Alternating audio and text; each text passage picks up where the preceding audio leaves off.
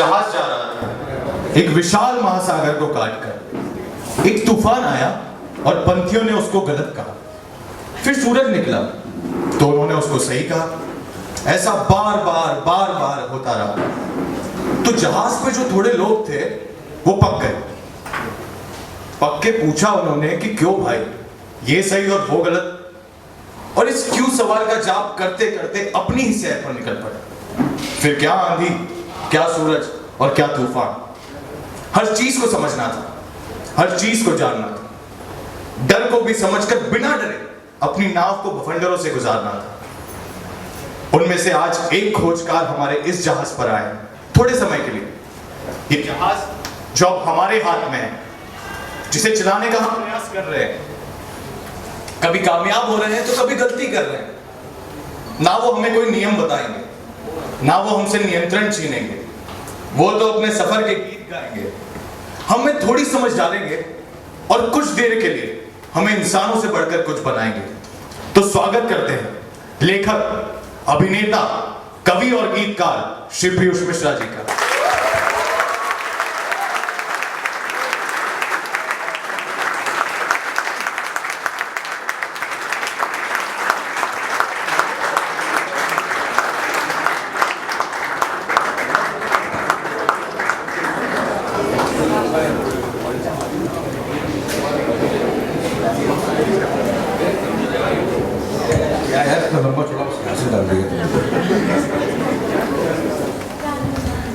क्या क्या पूछोगे मुझसे, क्या जानता हूँ मैं?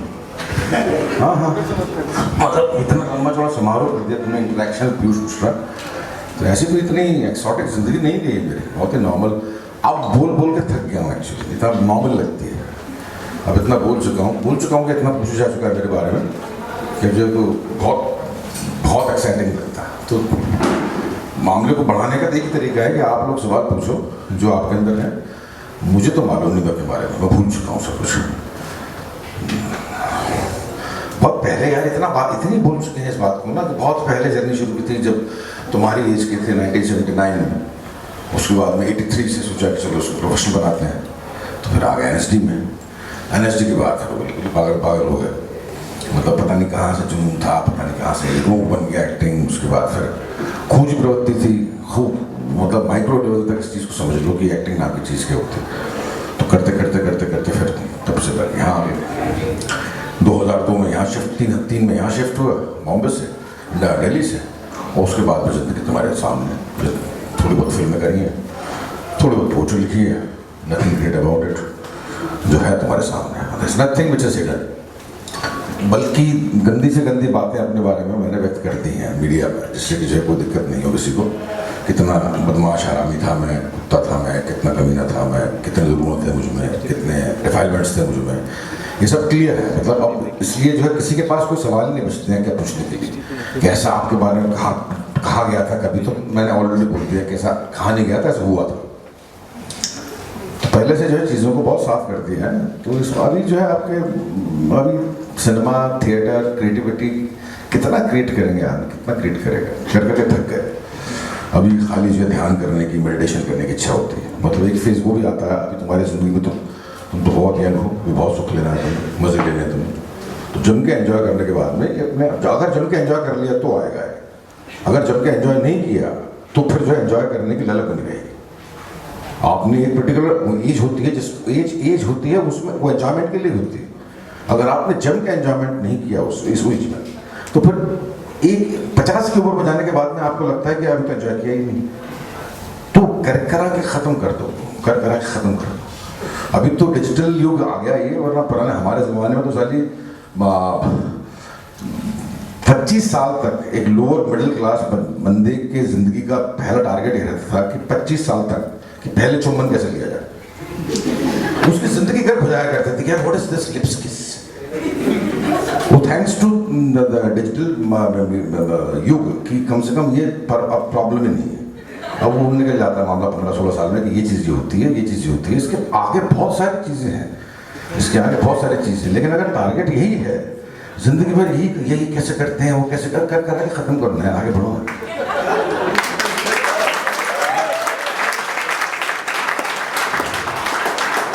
हमारी जनरेशन बहुत मतलब बहुत जनरेशन है। तुम किसी की भी, तुम भी अगर आज से 50 साल बाद जब तुम लोग बूढ़े हो जाओगे, बूढ़ा नहीं हुआ मैं बाय द वे, अगर तुम लोग भी जो है इस उम्र को obviously you can't change the rules of nature. तो जब तुम लोग इस एज में आओगे तो तुमसे ये पूछ जाएगा, जो उस वक्त के लोग होंगे वो तुमसे पूछेंगे कि तुम्हारे युग में जो हुआ करता था वो तो बहुत ही कमेटा देहाती था साला, हमारे युग में देखो। उस वक्त तो टेक्नोलॉजी बहुत आगे जा चुकी होगी। तो नो एज इज, हर एज जो है, हर एज का अपना महत्व है, हर टाइम का अपना महत्व है। हम जो कुछ भी कर रहे हैं इस वक्त वो उसमें जो है आपके ज़बरदस्त क्रिएट करें। बाकी तो दूसरी बातें हैं, आप मेरे हिसाब से ये कहीं से भी इक्वेशन मुझे पचती नहीं आज तक कि we are coming from nowhere and we are going towards nowhere. कहाँ से आते हैं, कहाँ चले जाते हैं, जन्म से पहले क्या होता है, मृत्यु के बाद में क्या होता है, कुछ तो होता होगा, कुछ तो होता होगा, कुछ तो होता होगा। ये सब फिजूल बातें नहीं, कुछ तो होता ही होगा। अदरवाइज तो प्रकृति का पूरा नियम ही बिगड़ जाए, समीकरण बिगड़ जाए। अगर हम सोचें कि खाली हम सेक्स करने आते हैं, खाली क्रिएट करने आते हैं, खाली हम काम करने आते हैं, खाली हम नाम कमाने आते हैं, ख्याति, इज्जत, प्रतिष्ठान, पैसा, ये सब कमा लिया है, इसके बाद क्या है? इसके बाद there has to be something. लेकिन उस तरफ चलो तुम्हारा ध्यान मैं डालना नहीं चाहता, वो संत वही वाली जैसी बातें हैं। अभी जो तुम्हारी जिंदगी है इसमें मैंने सुना, मैं मुझे पहली बार तो मालूम पड़ा, ये मैं कई बार गुजरा हूँ सामने से, लेकिन मुझे कभी नहीं मालूम पड़ा कि यहाँ पर एक कॉलेज है। मुझे दिखते थे कुछ स्टूडेंट्स, लेकिन मुझे कभी मालूम नहीं पड़ा कि यहाँ पर कॉलेज है। तो आज मुझे पहली बार इसमें बताया कि यहाँ पर कॉलेज है। क्या नाम है तेरा? आशिन ने और उसने जो मुझे लिया, क्या नाम है? अरे नाम भूल गया। हाँ ऋषभ, इसने पहली बार तो बताया मुझे कि यहाँ पर कॉलेज है। अच्छा, मुझे लगता था कि इसके सामने भी है क्या, ये सड़क के सामने भी कॉलेज है? सामने नहीं, तो यहीं के बच्चे होंगे। हाँ यहीं के। अच्छा, दूसरी बात है कि बच्चा शब्द पर मुझे बड़ी आपत्ति है। बच्चे नहीं हो यार, ये इतना बोलते हैं बच्चे बच्चे बच्चे। 19 की उम्र के बाद में टीनेज खत्म हो जाती है। 20, 21, 23 साल का नौजवान होता है, उसको हर तरीके के चीज़ों के बारे में मालूम होता है, वो अनभिज्ञ नहीं रहता, बच्चा नहीं रहता। तो बच्चा तो मैं कहूँगा नहीं। साथ में तुमको ये भी नहीं कह सकता कि तुम युवा कह सकता हूँ, लेकिन तुम ये भी नहीं कह सकता, क्योंकि जब तक जिंदगी में कूदते नहीं हो ना कॉलेज लाइफ के बाद में, तब तक समझ में नहीं आता कि हम एक्चुअली बने किसके लिए थे। प्रकृति जब मारती है लफाड़े यहाँ वहाँ, और इस पर्टिकुलरली इस फील्ड में, फिल्म लाइन में तो जब ये एक्टिंग का कोर्स है, एक्टिंग का कोर्स है। हाँ थैंक गॉड है, नहीं है ना, अच्छी बात है। एक्टिंग का कोर्स नहीं होना चाहिए, एक्टिंग कोर्स नहीं होना चाहिए, क्योंकि एक्टर्स तो बहुत परेशान होते हैं। ये भी टेक्निकल कोर्सेज वाले बंदे भी जब यहाँ से निकलोगे, बाहर जाकर मालूम पड़ेगा कि यहाँ तो बड़ा खूबसूरत लग रहा है हर चीज़। फिल्म मेकिंग, फिल्म देख लिया आपने, 15 मिनट की बनाएंगे, 7 मिनट की बनाएंगे। बाहर जाकर देखोगे तो आपकी एक फिल्म बनाने के लिए मतलब प्राण खींच जाएगा तुम्हारे। अब फिल्म बनाना, और फिल्म ऑब्वियसली फिल्म बनाओगे तो फिल्म बनाने का मतलब ये है कि अपने किस्म की फिल्म बनाओगे। हम अपने किस्म का काम करने के लिए पैदा हुए हैं ना जिंदगी में। अपने किस्म का इश्क करेंगे, अपने किस्म का प्यार करेंगे, अपने किस्म की क्रिएट करेंगे, अपने किस्म की हर चीज़ अपने किस्म की करेंगे। अपने किस्म की अपनी ज़हनियत की फिल्म बनाने में बाहर दम निकल जाते हैं, क्योंकि सबसे पहला तो पैसा, सबसे पहले पैसा रेज करना, पैसा रेज करने के लिए अपनी वर्थ प्रूव करना सामने वाले को कि ये हम पर पैसा लगा सके। तो सब चीज़ें जो है बहुत वो सब बाहर आने के बाद में होती हैं। तब मैं तुम्हें कहूँगा एक्चुअली युवा, अभी तुम युवावस्था और बचपने के बीच फंसे हो, अभी तुम्हें मालूम नहीं है, जिंदगी में कूदे नहीं हो और बच्चे नहीं रहे हो, तो अभी सब कुछ कन्फ्यूजन है। तो अभी खाली एंजॉय करने के लिए पढ़ाई करते हुए बेहद एंजॉय करो। पढ़ाई करते हुए बेहद एंजॉय। उदासीनता के साथ में ना इश्क हो सकता है ना काम हो सकता है। उदास चेहरे के साथ में आज तक साला कुछ भी नहीं हुआ। हमेशा हंसते रहो और लगातार हसील के साथ काम करते रहो। तो यही है। और बाकी तो मैं बकवास करूँगा, भाषण दूंगा, तो उससे बेहतर है कि तुम मुझे रोक लो, तुम पूछो क्या पूछना चाहते हो। इंटरेक्टिव सेशन शुरू से हो जाना चाहिए। तो जो पूछना है, तुम्हारे अंदर सवाल है वो पूछो, जितना भरसक हो सकेगा मैं जवाब देने की कोशिश करूँ। क्या अरे कुछ ना यार, क्या आवाज नहीं आई? हाँ तो बोल। सर मैंने सुना था कि सर आपको मैंने प्यार किया मतलब मिला था, फिर उसके बारे में वो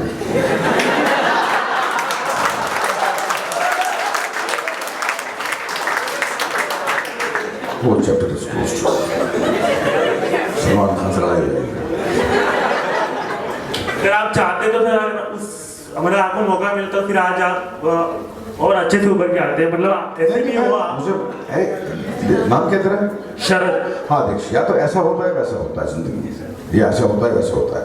ऐसे का रिप्लेसमेंट वैसा नहीं हो सकता और वैसे का रिप्लेसमेंट ऐसा नहीं हो सकता। अगर सपोज वो बात सच थी या झूठ थी, इस पर मैं कमेंट नहीं करूंगा, बैठ जा आराम से।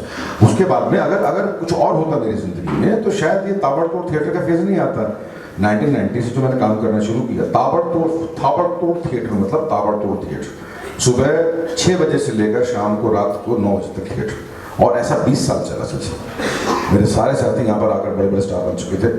मनोज वाजपेयी, आशीष विद्यार्थी, विशाल भारद्वाज, रेखा भारद्वाज, ये तो सारे बच्चे थे। अनुराग कश्यप और इम्तियाज अली, ये तो बच्चे थे। मतलब हमारा शो देखने अंदर घुसने में इनके दम निकला करते थे। दिल्ली यूसी पढ़ रहे थे, हंसराज कॉलेज और हिंदू।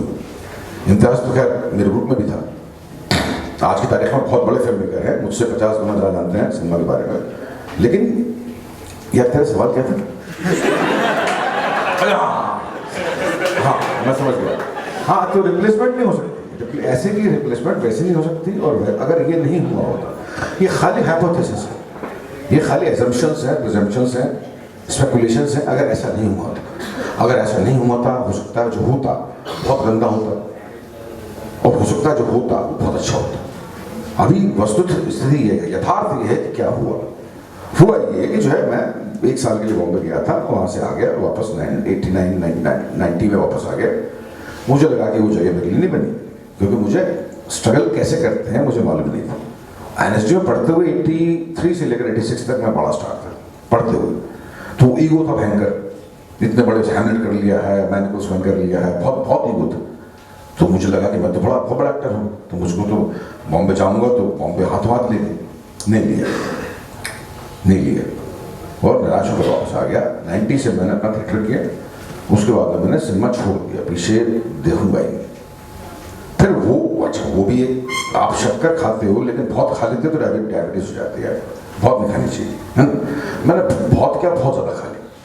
फिर इतना थिएटर किया कि होश वास ही नहीं, कि साथ में बीवी भी है, साथ में बच्चा भी है, साथ में माँ भी है, उनकी केयर नहीं करे। लगातार पता नहीं क्या इनकलाबी थिएटर। ऊपर से कम्युनिज्म नाम की एक और जगह आपके सुई लग गई थी मेरे को कि लेफ्टिज्म देश को बदल डालूंगा। देश साला कुछ नहीं बदला, जैसा था वैसा है। देश का कखों कुछ नहीं बदला। उस चक्कर में क्या हुआ कि हम लेफ्ट एक टाइम बहुत ये सुनो, लेफ्टिज्म गंदा लेफ्ट से नीच पार्टी नहीं बनी। हिंदुस्तान का लेफ्ट, यूक्रेन नहीं, रशिया नहीं, हिंदुस्तान का लेफ्ट। उसमें फायदा ये होता है कि जो लेफ्टिस्ट बनने से आपके अंदर ताजगी बनी रहती है। आप क्रांति बदलाव लाने की कोशिश करते रहते हैं, बदलाव आता नहीं है। बदलाव कहता है कि मैं नहीं आ रहा। मैं जो दिल्ली गेट पे वहाँ पर खड़ा हुआ हूँ ट्रैफिक सिग्नल पे, और मैं भी नहीं आ रहा। 20 साल तक बदलाव वहाँ खड़ा रहता है, क्रांति वहाँ खड़ी रहती है। आप इस चक्कर में लगे रहते हैं कि क्रांति आ जाएगी, आज नहीं आता। इस चक्कर में आप जो है लगातार ताज़े बने रहते हैं, क्योंकि लेफ्ट आप जब खड़े होते हैं सुबह तो आपके सामने पूरे दिन का जो है ब्यौरा रख देता है कि आपको यहाँ पर कैटिंग करनी है, यहाँ स्ट्रीट थिएटर करना है, ये करना है या वो करना है। क्लियर आपके सामने पिक्चर रहता है कि आज मुझे ये करना है। तो दिल्ली में, और यहाँ तो कुछ नहीं है पॉलिटिकल वैल्यूज, दिल्ली में तो गजब थी। दिल्ली में तो इतनी पॉलिटिक्स है, कुछ कह नहीं कहते। स्टूडेंट्स में तो बना दिया हुआ चल रहा है ABVP का, उसका JNU वगैरह का, तो वहाँ पर तो बोलती हैं, यहीं से निकलते हैं नेता सारे के सारे।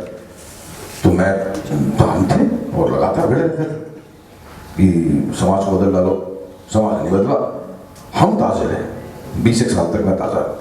लेफ्ट का खाली इतना बड़ा योगदान है मेरी जिंदगी। बाकी मुझे ऐसा लगता है कि 20 साल तक कोई लेफ्टिस्ट, अगर 20 साल की उम्र में कोई लेफ्टिस्ट नहीं बना तो उसने बहुत कुछ मिस किया, और जिसने 30 साल तक छोड़ा नहीं उसने भी साले ने बहुत कुछ मिस किया। 30 साल तक छोड़ा बहुत। उसके बाद में फिर कोई और चीज़ें आती हैं आपकी ज़िंदगी में जिनको आप एक्सेप्ट करो। प्रोफेशनल आता है ना, फिर आप क्रिएट करने की कोशिश करते हैं। फिर 50 साल की उम्र में एक चीज़ आप चाहे ना चाहें आपको ठक हो जाता है कि boss there is something else. एक अध्यात्म नाम की चीज़ आपकी ज़िंदगी में आती है, भले आप इग्नोर करके रखो उसको। आप बदलाव नहीं कि मेरे अंदर आ गए, लेकिन आपको, क्योंकि आप मौत की तरफ धीमे धीमे बढ़ रहे होते, अभी अच्छा लग रहा है सबको, अभी सबको ये लगता है कि ये जो अभी चीज़ें मिल रही हैं तो मिलती रहेगी। अब यही नोशन है कि अभी ये चीज़ें अभी मिल रही हैं तो सब हमेशा मिलती रहेंगी। एक हद के बाद में आपको लगता है कि अब इसके आगे क्या, इसके आगे क्या, इसके आगे क्या।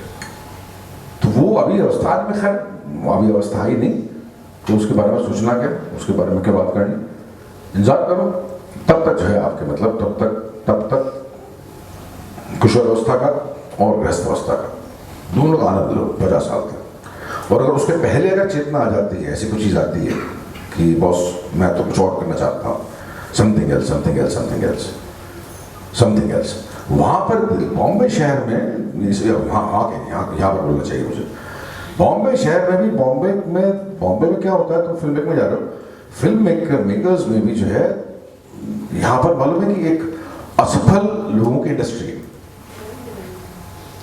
जो सफल, हम उन लोगों को बुलाते हैं, यहाँ पर किसको बुलाओगे आप, उनको बुलाओगे जो कि, अरे यार क्या हो रहा है जो सफल, हेलो,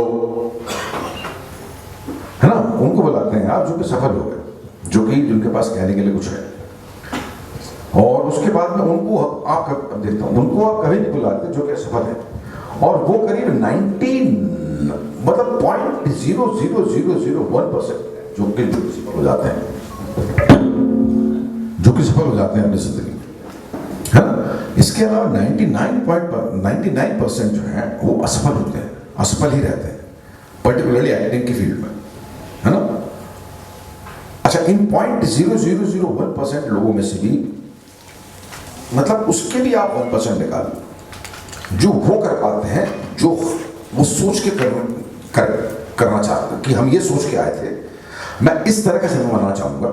अनुराग कश्यप इसलिए इंपॉर्टेंट है, बहुत बड़ा फिल्म मेकर नहीं हो, मैं उसकी सब फिल्मों से एग्री नहीं करता, लेकिन वो इसलिए इंपॉर्टेंट है कि वो कर रहा है जो कि वो करना चाह रहा था, इसलिए उसके आने से वो, मैं उसकी बहुत सारी पिक्चरों से मैं इत्तेफाक करता हूँ। रमन राघव जैसी काली फिल्में सारी मुझे अच्छी लगती है, काली पीली और क्या वो बॉम्बे वेलवेट वगैरह, लेकिन वो हाँ समझता है, अब समझ गया कम से कम वो इन बातों को।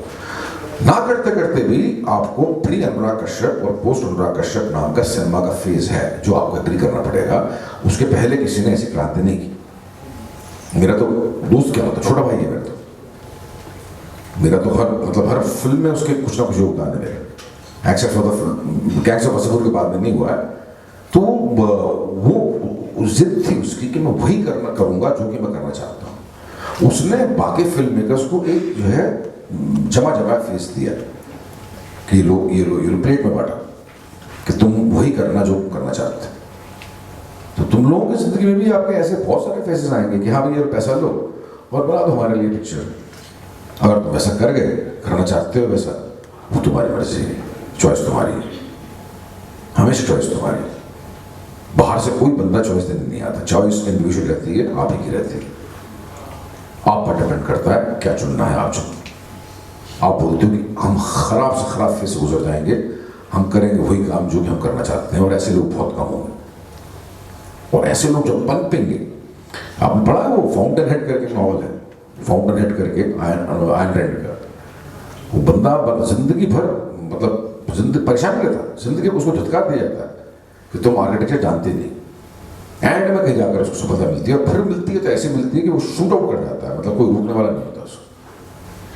हावर्ड वॉक उसका नाम था। तो ये है जिंदगी, कहो तो इतनी आसान है, पर परीक्षा बड़ी भयंकर लेती है। ये फील्ड तो ऐसी तबीयत से परीक्षा देता है, तोड़ देता है आपको कि आपको लगता है कि छोड़ छाड़ के कुछ और करो। कुछ उतने बंदे हैं लेकिन जिन लोगों ने ये साबित कर रखा है कि जब हम कर सकते हैं तो तुम क्यों नहीं कर सकते। तो अगर हमारी जनरेशन ने उनको कुछ दिया हो और उन्होंने मुझे बुलाया, इसका मतलब मुझे लगता है कि मेरे अंदर कुछ खासियतें होगी। मैं इतना ज़्यादा हम्बल तो हम्बल हूँ, मैं बहुत हम्बल वाला हूँ। इतना हम्बल क्यों हो जाऊँ कि मैंने जो काम किया वो नकार दूँ। ऑब्वियसली जो मुझे मालूम है कुछ तो किया हुआ ना मैंने, तो अगर मैंने जो किया है उससे कुछ सांत्वना मिलती है तुमको, कि उससे कुछ इंस्पिरेशन मिलती है तुमको, तो फिर जो है तुम ये मानकर चलो कि ये हो सकता है। पहले तो इस बात का विश्वास करना कि जो हम चाहते हैं वो हम कर बैठे हैं, ऐसा हो सकता है, ये कोई ना होने वाली बात नहीं। बहुत दूर की बात नहीं है, या पहाड़ों से आने नदी से आने वाली बात नहीं है। ऐसा भी इसी प्रकृति में संभव है। तो you can do it, you can do it. और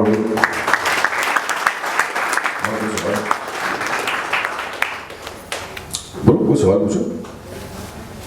हाँ बोलो। सर हैप्पी बर्थडे की सेट पे सर आपकी एक उस वक्त एक ऐसा था कि सर एक बुक लिख रहे हैं और इनफैक्ट आई थिंक आपने वो बुक आ भी गई थी। हाँ सर उसके बारे में थोड़ा बताइए। कुछ इश्क किया, कुछ गाने, कुछ क्या, कुछ इश्क किया, कुछ काम किया थी किताब। एक्चुअली सर मेरा शेड्यूल पहले था, मैं चला गया था इंटर्न पे था। तुम क्या कर रहे थे उसमें? सर इंटर्न पे था सर, हर्ष के साथ इंटर्न। अच्छा नहीं, वो कुछ नहीं, एक किताब थी मेरी, पोट्री का कलेक्शन था। नहीं सर, तो उसके बारे में ना कहते हैं हवा बहुत ही अच्छा उस सर। हाँ, उसको उसके एक साल में पाँच एडिशन आ गई, ये खास बात है उसकी। तो वो हाँ, वो किताब में पोट्री का कंपाइलेशन था, वो किताब है भी मेरे पास में।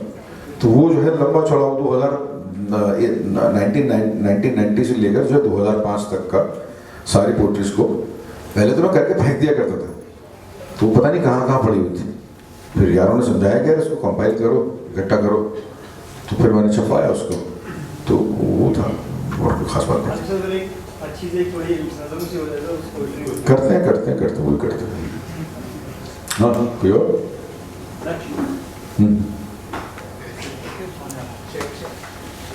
अरे वैसे बोल रहे यार, मैं सुन लूँगा। So myself, Avinash, मेरे क्वेश्चन से पहले मैं एक चीज बोलना चाहता हूँ। वो उधर दे देना मेरे बैग। आज मेरे को क्वेश्चन से पहले मैं कुछ बोलना चाहता हूँ कि मैं आपको बहुत बड़ा फैन हूँ। थैंक यू यार।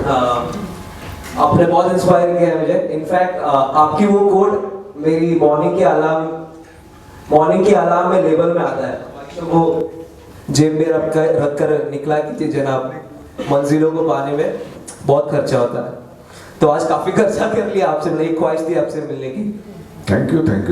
सवाल क्या है? सवाल हाँ, तो अभी सवाल ये है सर कि जैसे गुलाल में अब हर कुछ सीन्स में ऐसा आप गाना डालते हैं या कुछ ऐसा गाना बनाया जाता है जो वो कैरेक्टर की इंटेंशंस या सीन के वो डिस्क्राइब करता है। तो ये सब वर्ड्स आप कैसे लेके आते हैं? I mean, और वो जब भी वर्ड्स आते हैं ऐसा लगता है कि आप कुछ नरेट कर रहे हो, स्टोरी बोल रहे हो। तो ये गाना में कैसे आप ये सब गाने में आप कैसे वर्ड्स इंक्लूड करते हो? मतलब कौन से गाने में क्या? वो सरफरोशी की तमन्ना। हाँ, उसमें काफी चीज ऐड किया और काफी चीज उस सीन के बारे में डिस्क्राइब करते। तो आप ये कैसे कर लेते हो? कैसे क्या कर लेता हूँ यार, मतलब कैसे तो हो जाता है, कैसे करेगा तो दूर नहीं है, कोई रॉकेट साइंस नहीं है इसके पीछे। नहीं सर, मेरा बेटा जो है, कल मैं IHM में था, इंडियन कौन सा होटल मैनेजमेंट में, दादर में। अब वो कल बच्चों इतना खुश हुआ, कल वहाँ पर फूड फेयर था। अरे यार क्या खाना बनाया था उन लोगों ने। मैं और उसके फ्रेंड्स हैं, हम उनको हम बुलाने में डर रहे हैं घर में कि हम इनको क्या खिलाएंगे।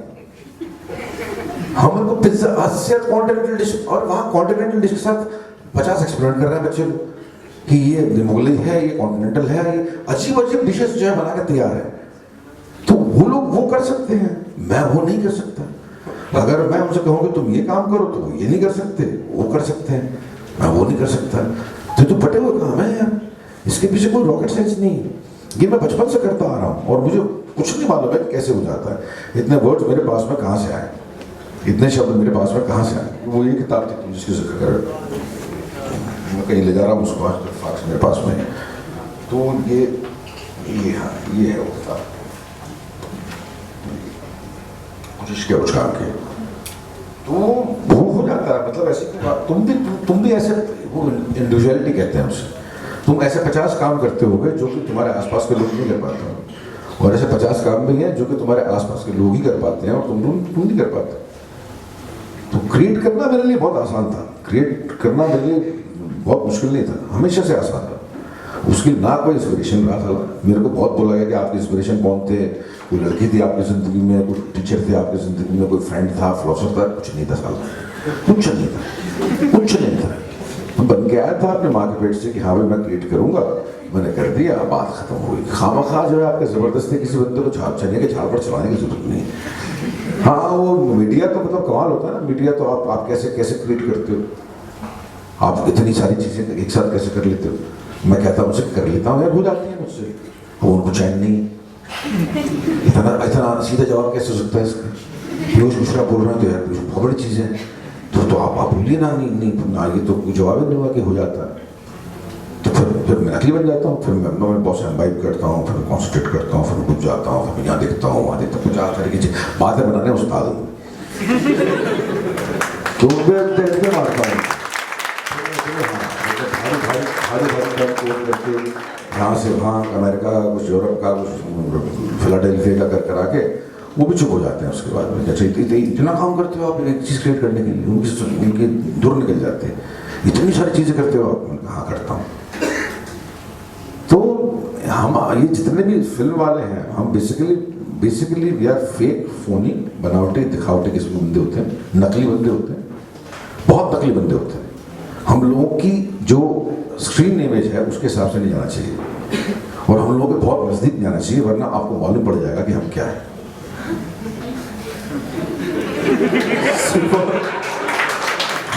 Thank you so much. और ये हमारे बारे में ही नहीं, ये मेरे ख्याल से तुम सब के बारे में आपके तुम सब पर एप्लीकेबल है।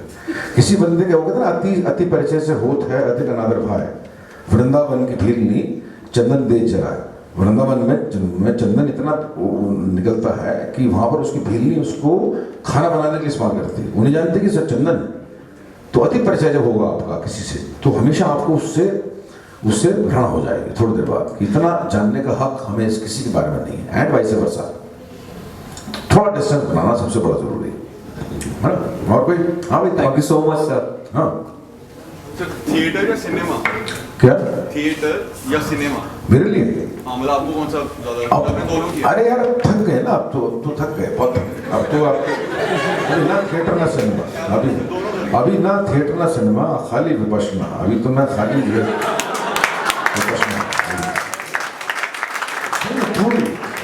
अभी थिएटर करके थक गए यार। 20 साल के बाद में अब थिएटर करने की इच्छा नहीं होती।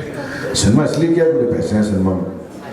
आई बॉम्बे इसलिए थे कि पैसे कम कमाने। हाँ, पहले कभी 1 लाख का चेक मैंने 2001 तक नहीं देखा था अपनी जिंदगी। 1 लाख पूरे कैसे होते हैं? 2002 तक 1 लाख पूरे चेक, मतलब अकाउंट में कभी मेरे 1 लाख होंगे, ये तस्वुर था मेरी जिंदगी में। आज की तारीख में 1 लाख एक दिन में कमा लेता हूँ। तो वो भी खराब था और ये भी खराब है, ऐसी बात नहीं। वो भी खराब था। इतना भी डिप्राइवेशन किसी चीज़ का नहीं होना चाहिए कि आपको उसकी कसक सताती रहे हमेशा। ये भी खराब है। इतना ज़्यादा भी नहीं होना चाहिए, इतना ज़्यादा भी नहीं होना चाहिए। इससे भी बचना चाहिए। इससे हम बच नहीं पाते एक्चुअली। सिनेमा में पंगा ये है कि जब नहीं मिलता पैसा तो हम तड़पते रहते हैं कि पैसा नहीं हमारी ज़िंदगी में। आ जाता है तो फिर इससे बच नहीं पाते, फिर और। तो मैं भी उस हौस का शिकार हो गया था, क्योंकि मैंने पैसा देखा नहीं था कभी। अब मुझे लगता है कि यार और इसके आगे क्या, बहुत ईमानदारी से आगे कुछ कर जाए लोगों के लिए। तो दो ही स्थितियों में मैं बहुत ताकतवर महसूस करता हूँ अपने आप को। जब तो मैं एक मेडिटेट करता हूँ, प्रश्न करता हूँ, और दूसरे जब मैं तुम लोगों के साथ रहता हूँ, नौजवानों के साथ रहता हूँ। इसलिए मैं आता हूँ यार यहाँ पर। कल मैं IHM में बोलकर आया खूब सारा। वो एक महीने में कम से कम 4 कॉलेजेस हो जाते हैं, यहाँ वहाँ। तो मैं अभी आसिम को बोल रहा था कि जो मतलब एक सी बातें करनी पड़ती हैं सबसे, और एक सी बातें करनी पड़ती है, लेकिन हर कॉलेज के लिए उस मोमेंट पर मैं नया बंदा हूँ। तुमने पहली बार देखा है मुझे, है ना? तो बातें वही करनी है मुझे, आपको बोर भी नहीं करना है मुझे, लेकिन बातें वही करनी जो कल करके आया हूँ। तो वो एक तरीका ईजाद करना पड़ता है कि कैसे तुम लोगों को बोर भी नहीं करूँ, और मैं खुद भी ऐसी बातें कर लूँ कि हाँ भाई मुझे लगे कि हाँ आज नई बातें की। और बाकी वही म्यूजिक है, वही पोट्री है। मैं कुछ नया लिखूं तो मैं कुछ बतलाऊं भी कि हाँ भी मैंने नया लिखा। और वही गाने सुना के मैं इतना बोर कर चुका हूँ अपने आप को कि अब वो उनके गाँव का घोषणा और आपके घर और ये आराम में प्रचंड मेरे कान में बजता है। मतलब मैं भागता हूँ उसके नाम से।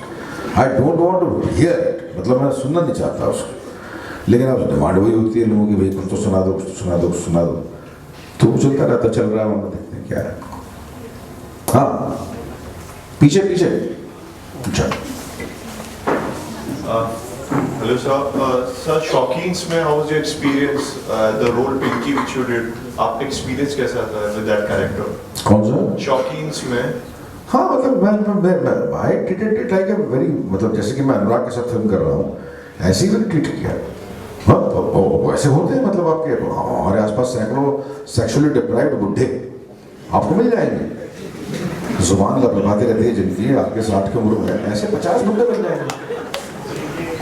और क्योंकि मैं एग्जैक्टली वैसा नहीं था इसलिए जो है आपके और मुश्किल एक्टर के लिए अगर आप कोई रोल कर रहे हो और आप वैसे नहीं हो, जैसे कि मैंने 2000 में एक डॉक्यूमेंट्री थी, वो हाँ फीचर फिल्म थी, शॉर्ट फिल्म थी। शॉर्ट फिल्म उस वक्त क्या ट्रेडिशन था, डॉक्यू ड्रामा का पता नहीं क्या था, उसमें I was doing role of homosexual. और क्योंकि आप बिल्कुल ही उसमें बिलीव नहीं करते, आप क्योंकि बिल्कुल ही बिलीव नहीं करते इसलिए आपके लिए बहुत मुश्किल हो जाती है। और मैं करना इसलिए चाहता हूँ कि अगर मैं ऐसा नहीं हूँ तो मैं करना चाहता हूँ कि मैं ये रोल करूँ। वो पूरा प्रोसेस जो मेक बिलीव का है कि आप कन्विंस हो जाओ कि आप ऐसे हो तो आप सामने वाला भी कन्विंस हो जाएगा कि आप ऐसे हो। इसलिए acting is a tedious job, बहुत मुश्किल जाना।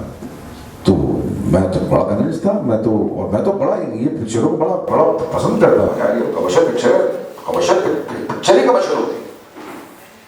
1970 के पहले कुछ ऐसा या तो फ्लॉप फिल्म होती थी या हिट फिल्म होती थी। ये पैरल सिनेमा ने आगे बिगाड़ दिया सबको। शाम में निकल और निगरानी और ये वो करके एक अजीब सा न्यू वेव सिनेमा यूरोप से आया था, उधार लिया था हम लोगों ने, वो चला गया। देखना पसंद नहीं करते थे, मैं लोग देखना पसंद नहीं कर रहे, फिर भी जा रहे हैं क्योंकि कल पार्टी में हमें बहुत सारी बातें करनी है उसके बारे में। लिटरली ये थी।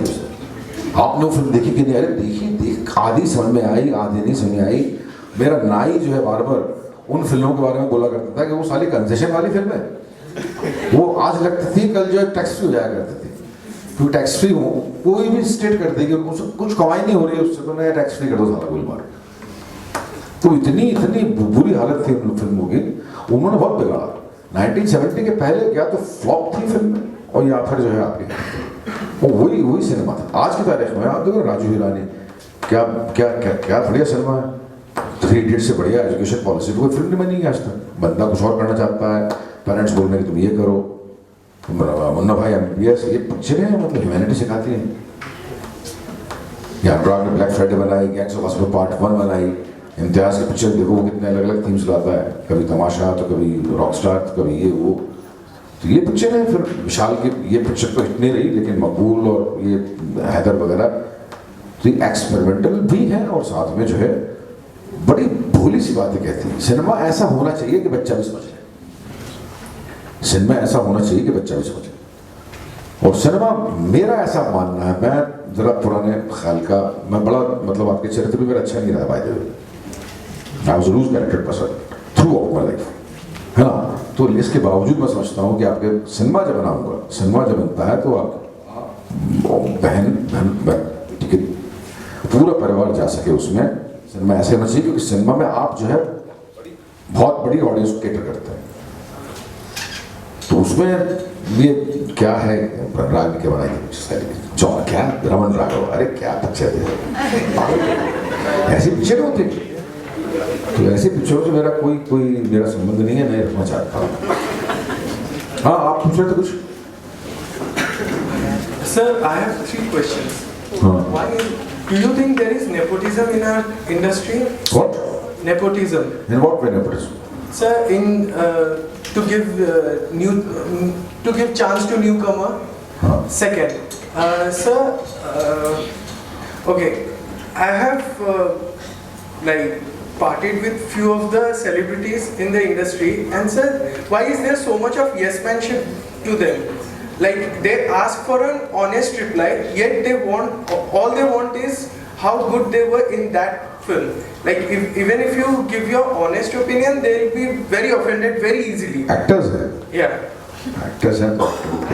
Sir, hello.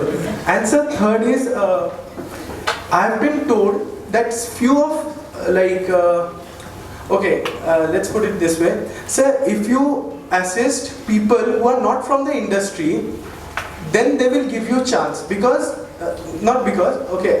people if you assist people from the industry, there are so many insecurities within them that there are very few chances that they will give you chances to blossom in the field. Thank you. पहला सवाल क्या था?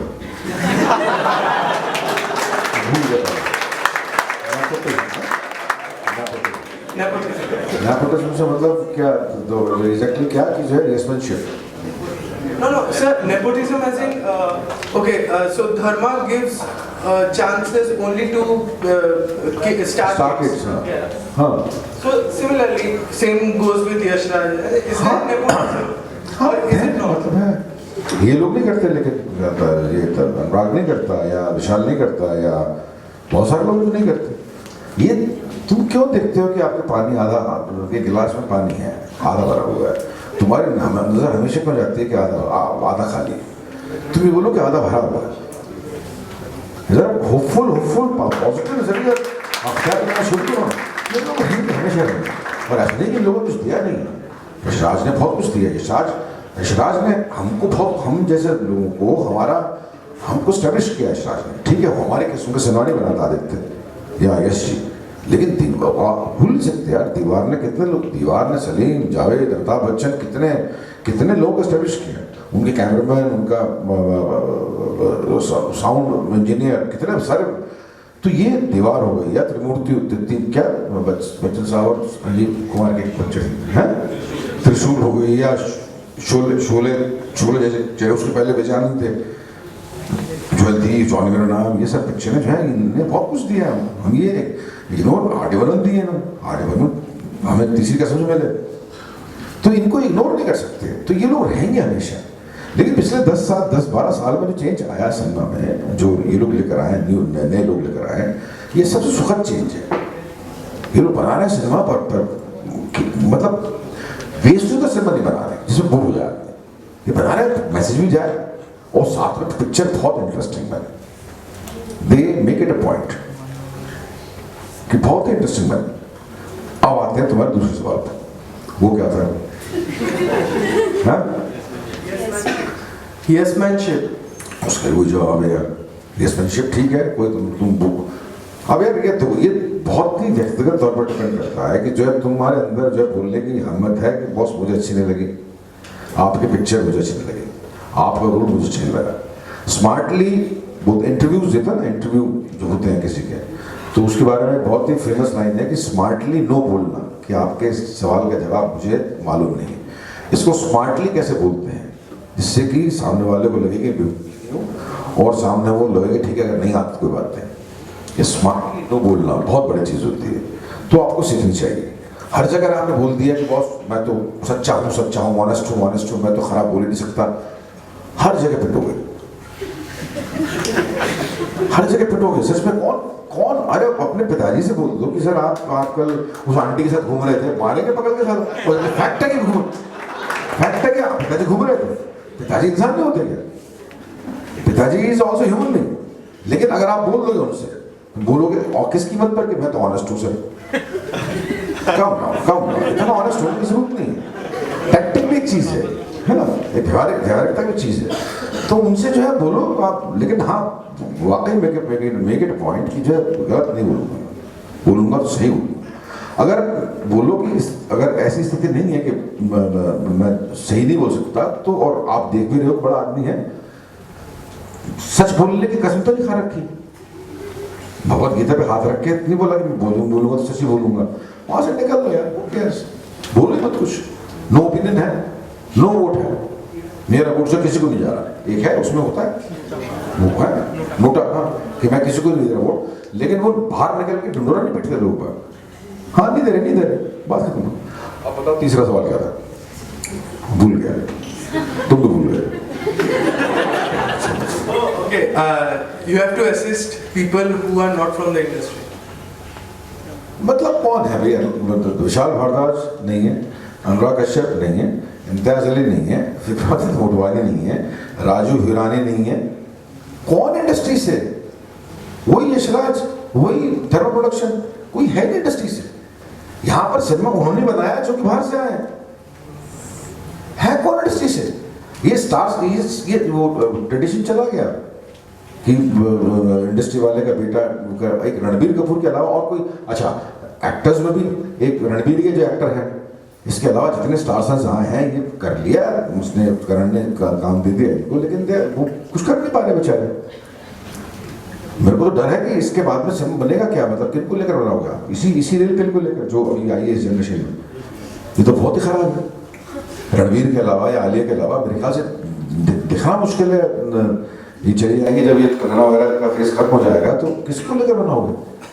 Acting हर बंदा करना चाहता है, जानते हो उसके बारे में कुछ? एनएसडी कब तक प्रोड्यूस करता रहेगा एक्टर्स की? हाँ, एनएसडी की फैक्ट्री तो है नहीं, स्कूल ऑफ ड्रामा, उसकी वैसी किल्लत है, एक्टिंग टीचर्स की वैसी किल्लत है हिंदुस्तान में, दुनिया भर में। तो ये चलता रहेगा यार, ये कोई हार्ड एंड फास्ट रूल नहीं है कि अगर बाहर वाले बंदे को असिस्ट किया तो काम नहीं मिलेगा या मिलेगा।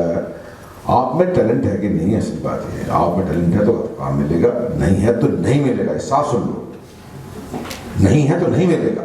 और एक्टर्स के बारे में तो ये बात 100% सच है कि अगर एक्टिंग में लोग बात कहते हैं कि जॉन अब्राहम भी काम कर रहा है और बड़ा स्टार है, तो सिनेमा से मानकर चलो कि सिनेमा जो है आपके, सिनेमा एक्टिंग का अंतिम मापदंड नहीं। सिनेमा की उम्र है 120 साल, इसके पहले भी एक्टिंग हो रही थी, इसके पहले विलियम शेक्सपियर थे, इसके 2000 साल पहले चले जाओ तो भास थे, शूद्रक थे, कालिदास थे। इसका मतलब यह है कि एक्टिंग का सिनेमा से इतना ताल्लुक है। एक्टिंग करनी है तो फिर जो है आपको थिएटर करना पड़ेगा, साफ सी बात। एक्टिंग थिएटर की वजह से ही, सिनेमा की वजह से नहीं।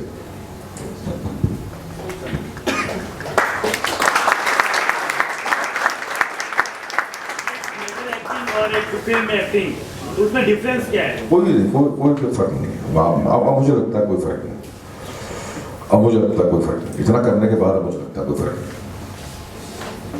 दोनों में एक्टिंग तो होती है। हाँ बोलो। हाँ लेकिन ने पूछा, अरे वैसे ही पूछना चल।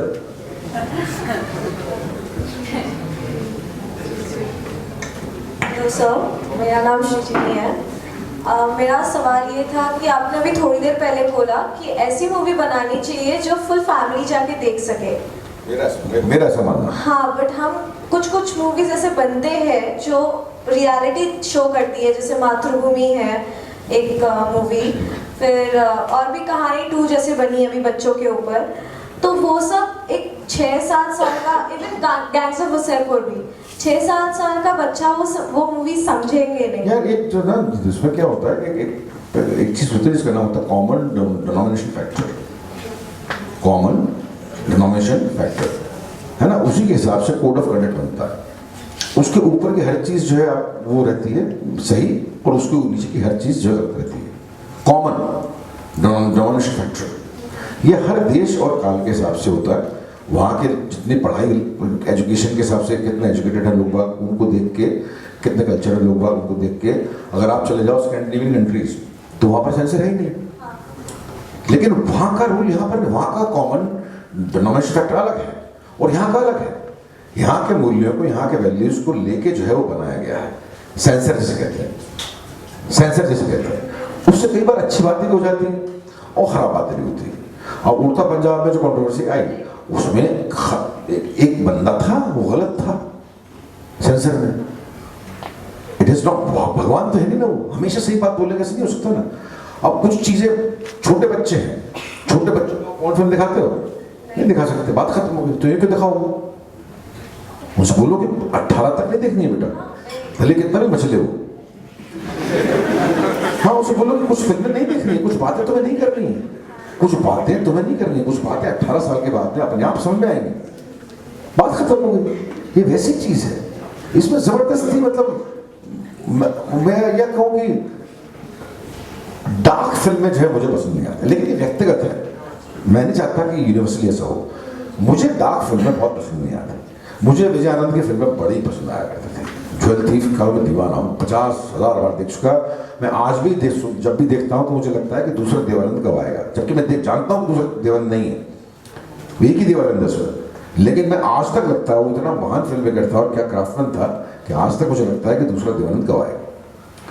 तो ऐसा वो व्यक्तिगत है जो मैं बोल रहा हूँ। मुझे नहीं लगती कुछ चीजें, आपको कुछ और चीज अच्छी लगती होगी, मुझे कुछ और चीज़। मेरा मानना है कि रियलिटी जो भी है या जो भी हो रहा है, सेंसर बोर्ड के अलावा मैं सिर्फ बोल रही हूँ, जो भी होता है वो दिखानी चाहिए वो स्क्रीन में, जो पीपल सीखे उससे, जाने क्या हो रहा है। तो दिखाई गई थी ना इसमें गैंग्स ऑफ वासेपुर पार्ट 1 में। हाँ हाँ तो बहुत ही, लेकिन गैंग्स ऑफ वासेपुर पार्ट 1 बहुत ही इंटरेस्टिंग फिल्म थी। ये क्यों नहीं सोच रहे? वो फिल्म ऐसी नहीं थी कि आप बोर होके भाग जाओ। अगर आप खाली उसमें रियलिटी दिखाते, कोई स्टोरी नहीं होती उसमें। पहले वो फिल्म सिनेमा है, उसके बाद में रियलिटी है, कैरिकेचर है, ये सब बाद में। पहले वो सिनेमा है, और सिनेमा क्या है? जो आपको बांधता है, बेसिकली आपको बांध के रखता है। उसमें रियल उसमें स्टोरी होती है, उसका ग्राफ होता है, आप सदे जमे रहते हो उसे देखते हो। तो सिनेमा तो वो पहले है ना। सर हो गया। हाँ, आपने जो कहा था कि आपका थिएटर का 20 साल का फेस था, लेकिन आपका पोएट्री का टेक क्या है? लाइक आपका अल्कोहलिज्म का सुना था मैंने थोड़ा, तो मोड़ा आपका एक्सपीरियंस अलग था उसके साथ। तो poetry is like with age a life, the life you poetry लिख रहा था उसको, मैं पी के लिख रहा था। मैं बड़ा मालूम नहीं क्या कर रहा था, क्या नहीं कर रहा था। वो सब ऐसे फिक जाया करते थे। तो थोड़ा सीन माइंड में जब आए तो उसके बाद में उनको इकट्ठा करने की मन चाहा। इकट्ठा किया तो बहुत हो गई। ये सारी जो है मतलब उसी बेस की मैं पोएट्री ये छपी है अभी। लाइफस्टाइल अभी कंटिन्यू करते हैं आप पोएट्री की? आप करता हूँ मैं, अब तो करता हूँ, बड़ा मज़ा आता है। अब तो बहुत सारी चीज़ें करने में मज़ा आता है, और लगता है कि इतनी सारी ज़िंदगी ऐसी गंवा दी, अगर कुछ और काम करते तो बहुत मज़ा आता है। मैं देखो ना, एक आध चीज़ सुनाता हूँ तुम्हें इसमें से। इसमें बहुत गंभीर होने की जरूरत नहीं है, बड़े मजे सुनना, बहुत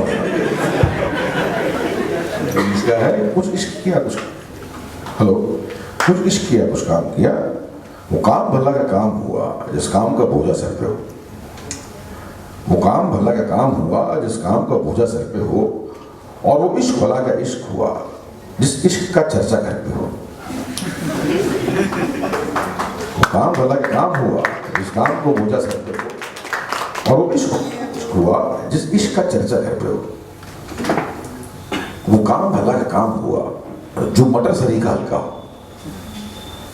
वो काम भला का काम हुआ जो मटर सरी का हल्का हो, और भला क्या इश्क हुआ जिसमें न दूर तहलका हो। वो काम भला का काम हुआ जिसमें न जान रगड़ती हो। तुम्हारी उम्र है ये सब करने की, ये पोट्री है तुम्हारे लिए है। वो काम भला का काम हुआ जिसमें न जान रगड़ती हो, और वो इश्क भला क्या इश्क हुआ जिसमें न बात बिगड़ती हो। वो काम भला क्या काम हुआ जिसमें साला दिल रू जाए। वो काम भला का काम हुआ जिसमें साला दिल रू जाए, और वो इश्क भला का इश्क हुआ जो आसानी से हो जाए।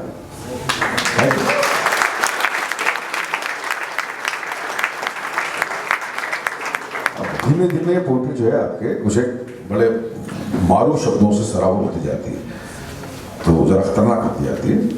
तो मैं पूरी तरह सुनाऊंगा तुम्हें, सरसर करके सुनाऊंगा। काम भला का काम हुआ जो मजा नहीं दे विस्की का। वो काम भला का काम हुआ जो मजा नहीं दे विस्की का, और वो इश्क भला का इश्क हुआ।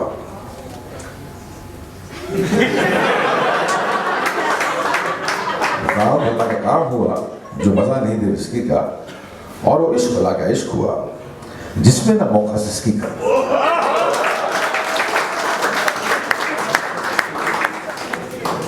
वो काम भला का काम हुआ जो कहे घूम और ठग ले वे। जो कहे घूम और ठग ले वे।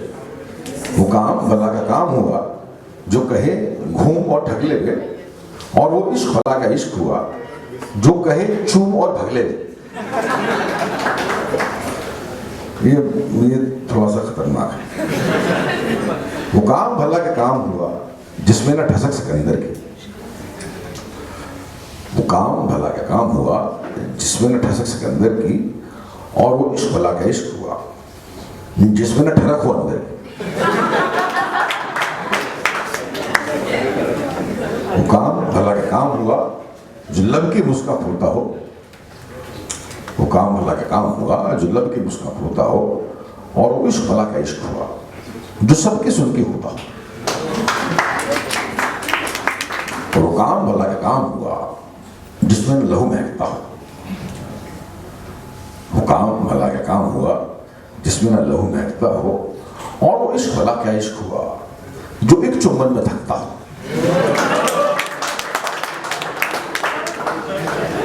वो काम भला का काम हुआ जिसमें अमेरिका बाप बने। वो काम भला का काम हुआ जिसमें अमेरिका बाप बने, और वो इश्क भला का इश्क हुआ जो वियतनाम का शाह बने।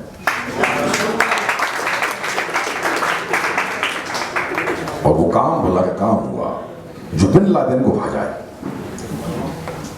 वो काम भला का काम हुआ जो बिन लादेन को भा जाए, और वो इश्क भला का इश्क हुआ जो चबा मुशर्रफ खा जाए। वो काम भला का काम हुआ जिसका सामा खुद बुश बोले, जॉर्ज बुश। वो काम भला का काम हुआ जिसका सामा खुद बुश बोले, और वो इश्क भला का इश्क हुआ जो एटम बम से खुश हो। हाँ, ये तुम सब रिलेट करोगे इससे। वो काम भला का काम हुआ जो दुबई फोन पे हो जाए।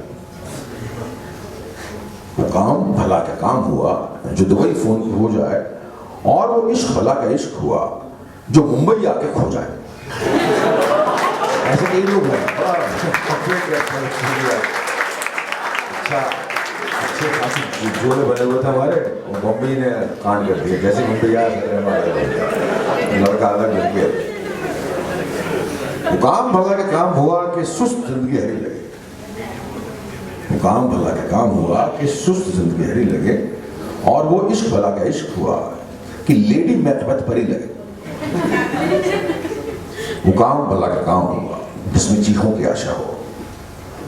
वो काम भला का काम हुआ जिसमें चीखों की आशा हो, और वो इश्क भला का इश्क हुआ जो मजहब, रंग और भाषा हो।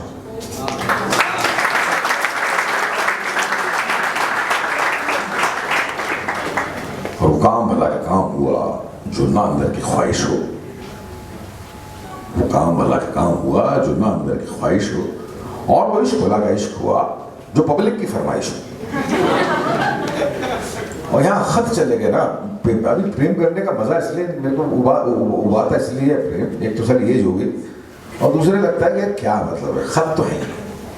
लेटर लिखने में जो मजा आया करता था किसी जमाने में, वो मतलब तुम लोगों का साथ, तुम लोगों के थोड़ी टूटते हैं, तुम लोगों का ब्रेकअप होता है। हाँ, तुम लोगों का ब्रेकअप होता है। ब्रेकअप के लिए भी तुमने एक बड़ी खूबसूरत चीज ढूंढ ली है, रिबाउंड। हाँ, दिल को तकलीफ कहीं होती नहीं है। आज ब्रेकअप हुआ, कल रिबाउंड हो गया, चलो आपकी बात नहीं। दिल टूटने वाली बात थी, दिल टूटने वाली बात वो तुम्हारे जनरेशन से जाती है। मालूम नहीं दिल टूटना क्या होता है। दिल टूटना मतलब आपने एक पिटा हुआ आशिक हमारे टाइम में आपके मतलब मोहल्ले का बहुत बड़ा फिनोमेनन होता था। वो उसका दिल टूट गया, पिटा हुआ आशिक है, और वो कंधे पर छोरा डाल के, दाढ़ी बना के, बढ़ाए हुए, दारू पी के अभी पहाड़ी पर जाकर जो है मुकेश के गाने गाना शुरू कर देगा। बिल्कुल ऐसा वो चीज़ गायब हो गई। आजकल सब मतलब हैप्पी है, दिल टूटा हुआ हो या नहीं टूटा हुआ हो, सब हैप्पी है। तो हैप्पीनेस में वो काम भला का काम हुआ जो कंप्यूटर पे खटखट हो। वो काम भला का काम हुआ जो कंप्यूटर पे खटखट हो, और वो इश्क भला का इश्क हुआ जिसमें ना चिट्ठी ना खत्म। वो काम भला का काम हुआ जो ना साला आनंद से हो।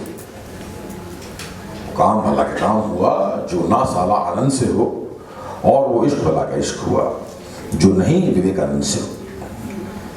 और वो काम भला का काम हुआ जो चंद्रशेख आजाद ना हो।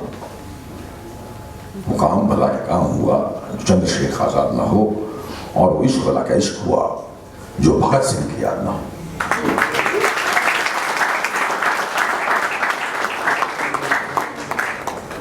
वो काम भला का काम हुआ कि किस्मत यार पटक मारे, और वो इश्क भला का इश्क हुआ कि दिल न मारे चटखाए। वो काम भला का काम हुआ कि कहीं कोई भी तर्क नहीं, लड़की मिलनी चाहिए बस। वो काम भला का काम हुआ कि कहीं कोई भी तर्क नहीं। वो इश्क भला का इश्क हुआ कि कड़ी खीर में फर्क नहीं। और वो काम भला का काम हुआ चंगेज खान को छोड़ दिया। अगर हिस्टोरिकल विलेंस में नाम होंगे तो Genghis Khan, Mahmood Ghaznavi, O Dyer, ये सब जो हैं हिस्टोरिकल विलेंस में नाम होंगे। कि वो काम भला का काम हुआ, चंगेज खान को छोड़ दें हम, और वो इश्क भला का इश्क हुआ, एक और बाबरी तोड़ दें।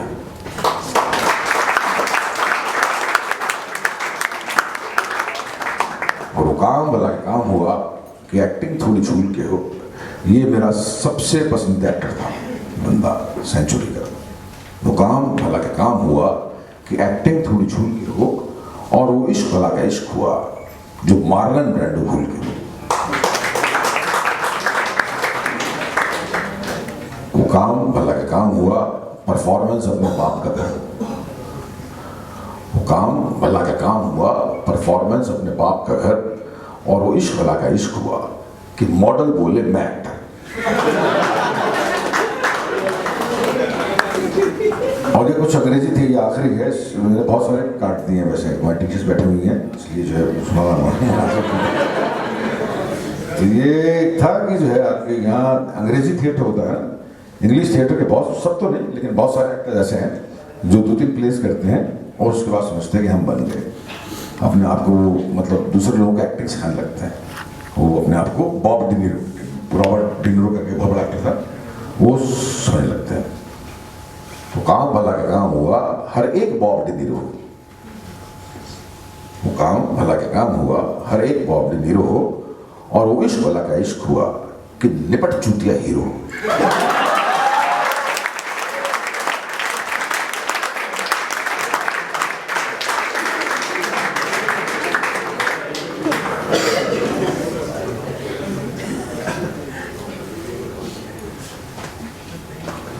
और कुछ सवाल? हाँ बोलो। Hello sir, my name is Parth और मेरा एक क्वेश्चन है कि आपको कौन सा फैक्टर मोटिवेट किया सिंगिंग के लिए? कोई तो फैक्टर? सिंगिंग नहीं थे, कोई फैक्टर नहीं था, बोल रहा हूँ कोई फैक्टर नहीं था। बचपन से गाया करता था, कोई फैक्टर नहीं था। हाँ मतलब बचपन से कोई भी गाना गाया करता था, मैं गाया करता था भजन की तरह से उसको। मतलब वो रोमांटिक गाना होगा क्योंकि एक्सपीरियंस नहीं है किसी चीज़ का, तो आप भजन की आरती से कोई भी गाना जो है उसमें भजन की तरीके से, तो उसके लिए ऑब्वियसली आपके सेकंड एक्सपीरियंसेस बड़ा जरूरी है। दिल टूटना एक बहुत मतलब 22 साल आपको लड़की के साँचर मिलता है एंड वाइस वर्सा, तो आपको मालूम पड़ता है एक चीज़ होती है जिसमें कि हम उस वक्त लगता है हार गए, उस वक्त लगता है ज़िंदगी ख़त्म हो गई हमारी। तो जब ख़त्म होती है चीज़ तो उसके बाद फिर आपको और एक्सपीरियंस मिलता है। तो उससे जो रॉकस्टार देखी थी ना आपने, रॉकस्टार में था ना सब बिना दिल टूटे कुछ भी नहीं होता, तो वो एक्चुअली फैक्ट है, सच में फैक्ट है। क्योंकि बंदे को मालूम ही नहीं है कि तड़पन क्या होती है, कसक क्या होती है। ये मतलब एक जिंदगी के एक फेज में ये शब्द मालूम होना जरूरी है, फिर इनका मतलब बदल जाता है। उसके बाद लड़की का शरीर का, सेक्स का, ये 40 साल की 45 साल की उम्र में मतलब बदल जाता है कि बस इसके आगे भी है, आगे भी है। लेकिन वहाँ उस उम्र तक पहुँचने तक आपको ये सब जो है एक बहुत बड़ा सिद्धांत होता है जो छोड़ देते हैं हर चीज़ ना, है ना, नीति नहीं चाहिए, नहीं चाहिए, नहीं चाहिए, बचपन से ये भी नहीं चाहिए, वो भी नहीं चाहिए, वो भी नहीं चाहिए। ये होता है इति कि सब कुछ चाहिए, टेस्ट करते करते करते करते एक लेवल पे आ जाए और उसके बाद हम नीति करते हैं। पंगा ये रहता है कि आदमी जो है वो इति करते हुए ये भी चाहिए, ये भी चाहिए, ये भी चाहिए, वो छूट नहीं पाता कि यही चाहिए, यही चाहिए, यही चाहिए। वो इस चक्कर में रहता है कि 70 साल की उम्र में भी उसको और पैसे चाहिए, और ये चाहिए, और वो चाहिए। पंगा तो यार ये आपके भाई बड़े बेवफा हैं यार। हाँ तो ये है। और कोई सवाल है? हाँ बोल। सर अभी जैसे ऑटोबायोग्राफीज का और सब ट्रेंड चल रहा है, करण जौहर ने भी अपनी बुक निकाली है, ऋषि कपूर ने निकाली है, फिर सब एक्टर्स पे जैसे अभी भाग मिल्खा सिंह की ऑटोबायोग्राफी पे बेस्ड उसकी मूवी बनी थी। तो आपकी कभी इच्छा है कि आप अपनी खुद की किताब पब्लिश करें आपकी लाइफ के ऊपर? ऑल्दो आपने बोला कि आप बहुत कुछ बता चुके हैं अपने बारे में, बट कभी लोगों को वो एहसास मिला कि वो आपके बारे में पढ़ सके? हाँ आ रही वो एक हैमलेट कहीं बॉम्बे नहीं गया करके मेरी बायोग्राफी मेरे पर मेरा भरोसा नहीं है क्योंकि हाँ आपको अपने ऊपर वो भरोसा नहीं बायोग्राफी पर बोल रहा हूँ, बायोग्राफी हाँ आत्मकथाओं पर मुझे भरोसा नहीं है आत्मकथा मेरे ख्याल से एक आदमी महात्मा गांधी की आत्मकथा होगी जो सही होगी, है ना। इसके अलावा मैंने तो अपनी निगाह में कुछ पढ़ी नहीं है। बायोग्राफी पढ़ते हुए आदमी बहुत ही ज़्यादा मतलब संभाल कर लिखने की कोशिश करता है। तो मैं फिक्शन लिख रहा हूँ, उसका नाम है हैमलेट कहीं बॉम्बे नहीं गया।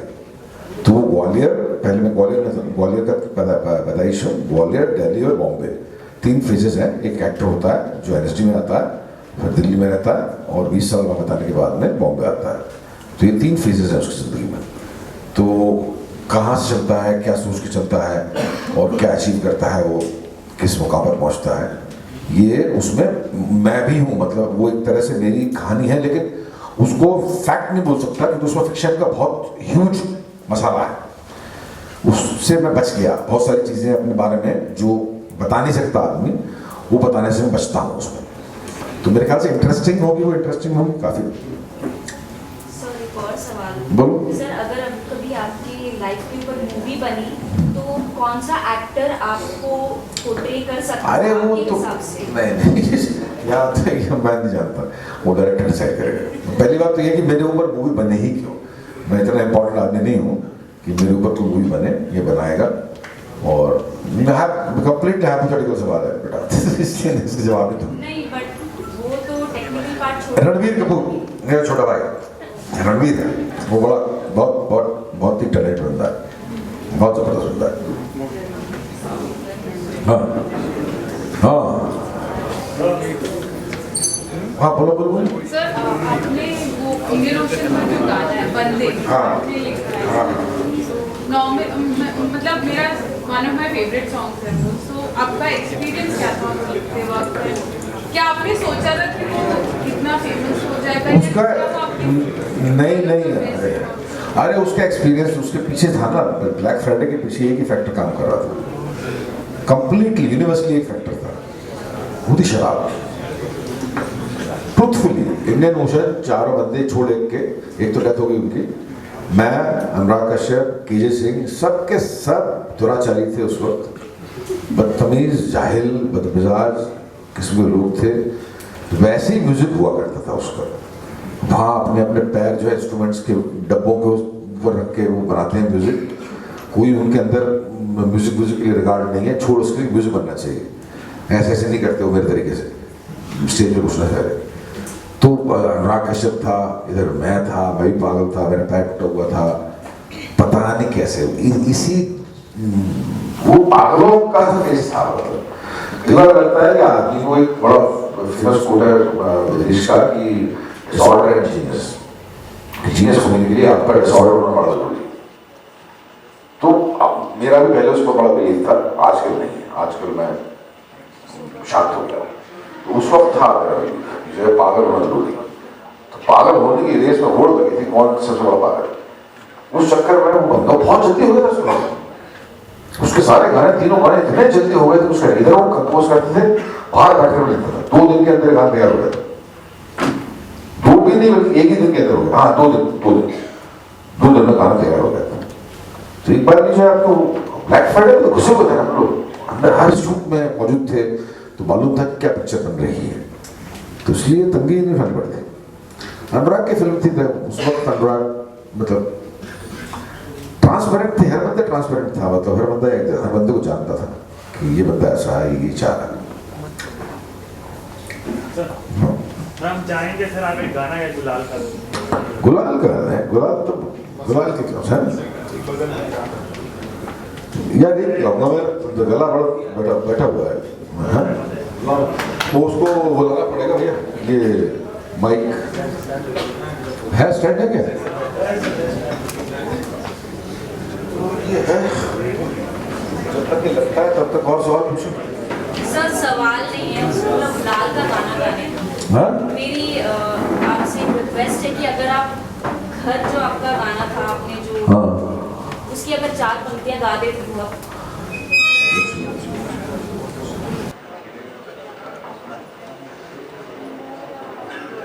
बजाने वाला है, ठीक है, बजाएगा गाएगा तो नीचे वाला है उसका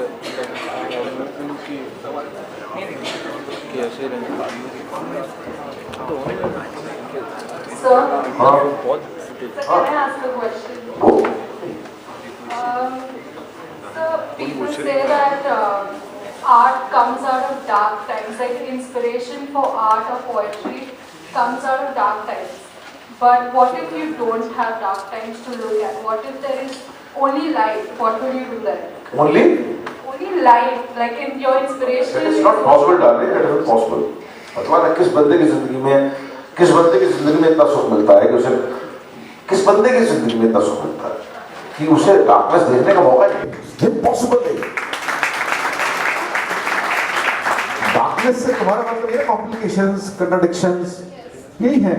वो तो या तो गौतम बुद्ध बनना पड़ेगा आपको उसके लिए, अदरवाइज गुंजाइश ही नहीं है। आपकी जिंदगी में इनएविटेबल है। जब जैसे आप बचपन से जरा सा भी होश संभालना शुरू करते हैं ना, तो प्रकृति अपने आप आपके पास में कंट्राडिक्शंस भेज देती है। ये इनको संभालो। So, but what if you don't look? That is a complete hypothesis, darling. Hypothesis. ऐसा नहीं हो सकता। ऐसा हुआ ही नहीं आज तक और हो भी नहीं सकता। लाइट, कंप्लीट लाइट बता दो एक्सपीरियंस। एक बंदे को आप एक कमरे के अंदर बंद करके रखें 30 साल तक, 25 साल तक, कोई कॉम्प्लिकेशन नहीं होगा उसको। सीधा साधा बंदा बाहर निकालो, उसे बोलो कि गाना कंपोज करे, किस पे करेगा वो?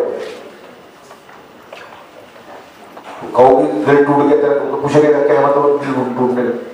उसे मालूम नहीं, कुछ भी चीज मालूम नहीं, इंटरेक्शन नहीं है उसका दुनिया से। तो उस फेस को लाइट कह रही हो तो उसका मतलब वो एक हाइपोथेसिस है। और या फिर आपकी दिशा बदल जाए, आप बन जाओ भगवान बुद्ध की तरफ चले जाओ आप, तो वो हो सकता है। फिर उसके बाद क्रिएट करने की जरूरत नहीं। अगर आप गौतम बुद्ध बन गए, उसके बाद there is no need to create. हाँ,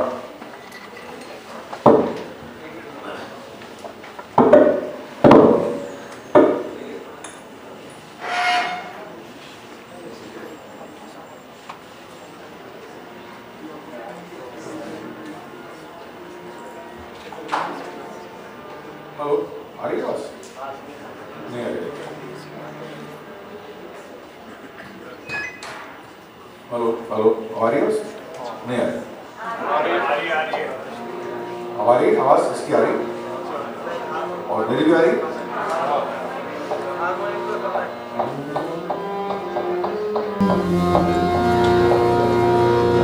क्या सुनो? एक बगल में चांद होगा, एक बगल में रोटियां, एक बगल में नींद होगी, एक बगल में गोरियां। हम चांद पे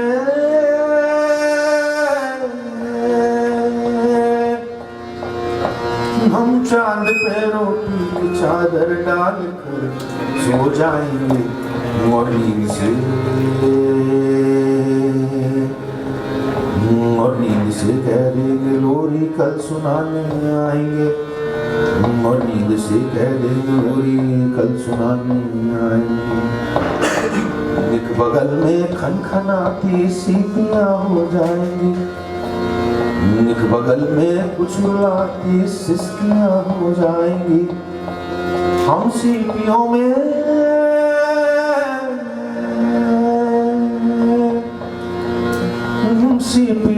भर के सारे तार छुके आएंगे, और सिसकियों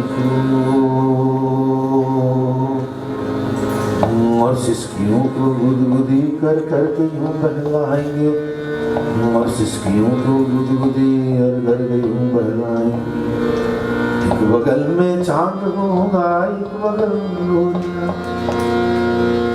अम्मा तेरी सिसकियों पे कोई रोने आएगा, कोई रोने आएगा। हम न कर जो आएगा वो फिर कभी ना जाएगा, वो फिर कभी ना जाएगा।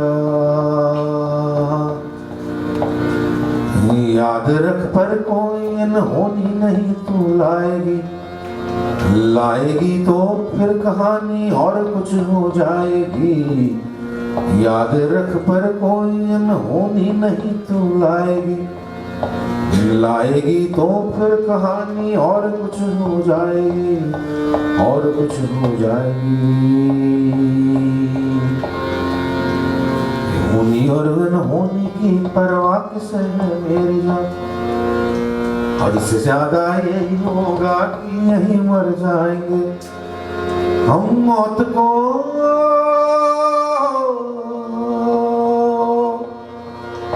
हम मौत को सपना बताकर उठ खड़े होंगे यहीं मरहूनी को। मरहूनी को ठेंगा दिखाकर खिलखिलाते जाएंगे। मरहूनी को ठेंगा दिखाकर खिलखिलाते जाएंगे। एक बगल में चांद होगा, एक बगल में रोटियां, एक बगल में नींद होगी, एक बगल में लोरियां। एक बगल में चांद होगा, एक बगल में रोटियां।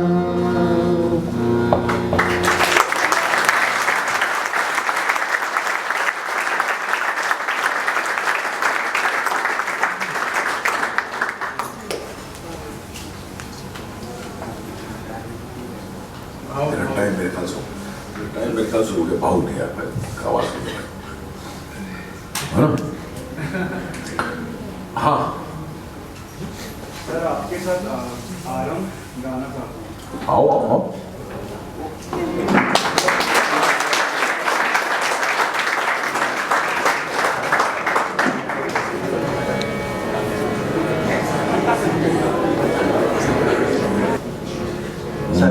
है प्रचंड बोले मस्तकों के झुंड, आज जंग की घड़ी की तुम गुहार दो। आन बान शान या कि जान का उदान, आज धनुष के बाण पे उतार दो। आरंभ है प्रचंड बोले मस्तकों के झुंड, आज जंग की घड़ी की तुम गुहार दो। आन बान शान या कि जान का उदान, आज धनुष के बाण पे उतार दो। आरंभ है प्रचंड, मन करे सो प्राण दे, जो मन करे सो प्राण ले, वही तो एक सर्वशक्तिमान है। मन करे सो प्राण ले, जो मन करे सो प्राण ले, वही तो एक सर्वशक्तिमान है। विश्व की पुकार है, ये भागवत का सार है कि युद्ध ही तो वीर का प्रमाण है। कौरवों की भीड़ हो या पांडवों का नीड़ हो, जो लड़ सका है वो ही तो महान है। जिंदगी है वश नहीं, किसी पे कोई वश नहीं, क्या जिंदगी है ठोकरों पे मार दो।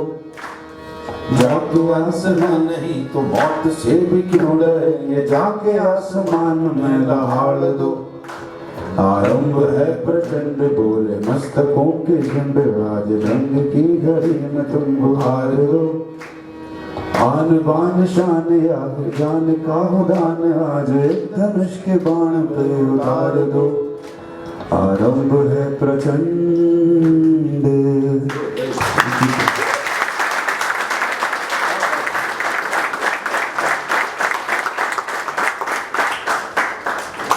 तुमने क्या कहा था? नाम क्या तुम्हारा? निकिता। हाँ।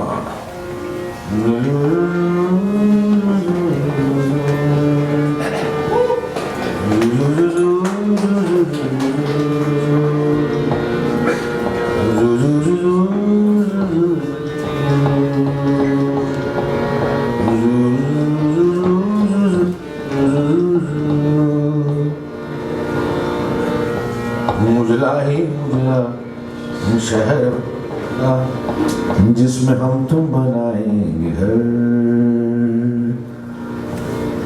दोनों रहेंगे कबूतर से, जिसमें होगा न बाजुओं का डर।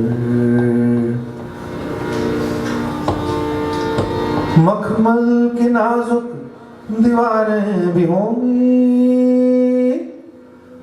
मखमल की नाजुक दीवारें भी होंगी, कोनों में बैठी बहारें भी होंगी, खिड़की की चौखट भी रेशम की होगी, चंदन से लिपटी हंसे हम भी होगी, संदल की खुशबू भी टपकेंगे छत से, फूलों का दरवाजा खोलेंगे झट से, डोलेंगे महकी हवा के झोंके, आंखों को छू लेंगे गर्दन भिगो के आंगन में बिखरे पड़े होंगे पत्ते सूखे से नाजुक से पीले चिटक के पाँवों को नंगा जो करके चलेंगे जरपर की आवाज से वो बजेंगे कोयल कहेगी कि मैं हूँ सहेली मैना कहेगी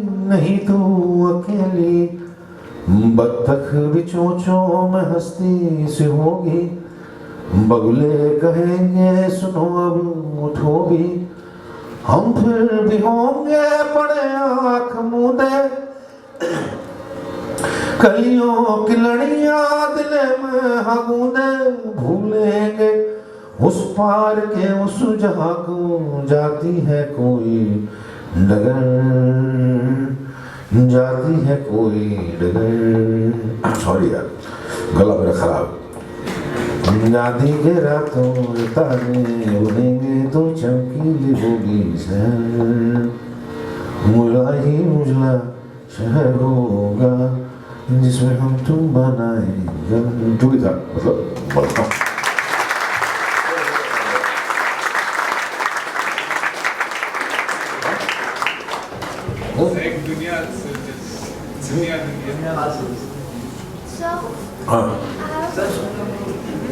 प्लीज दुनिया का थोड़ा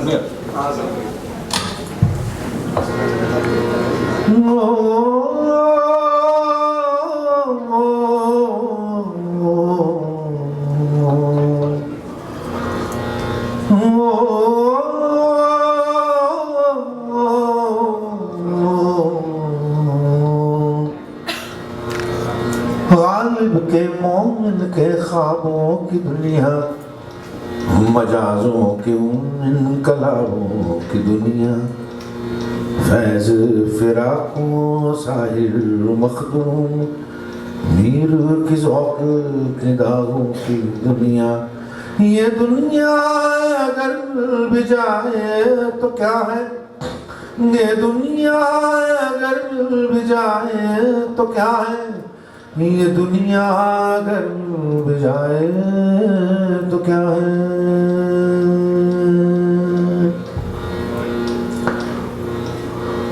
पलछिन में बातें चली जाती हैं पलछिन में रातें चली जाती हैं रह जाता है जो सवेरा वो ढूंढे चलते मकान में बसेरा वो ढूंढे जैसी बची है वैसी की वैसी बचा लो ये दुनिया